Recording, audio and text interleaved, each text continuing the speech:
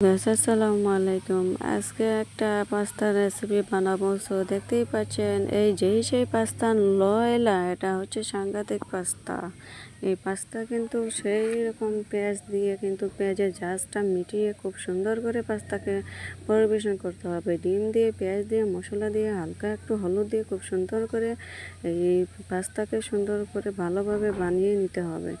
এই সেই পাস্তা লয়লা, এটা সাংঘাতিক পাস্তা। দেখতেই পাচ্ছেন এই পাস্তাকে খুব সুন্দর করে ভালোভাবে হালকা তেল দিয়ে খুব সুন্দর করে নেড়ে চেড়ে নেওয়া হচ্ছে।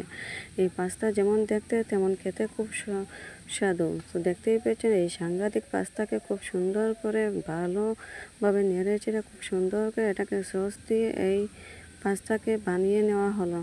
এই সেই পাস্তা নয়লা, এই সাংঘাতিক একটা পাস্তা, যার কারণে এটাকে সস দিয়ে পরিবেশন করতে হয়। সস ছাড়াই কিন্তু এটা জমবে না।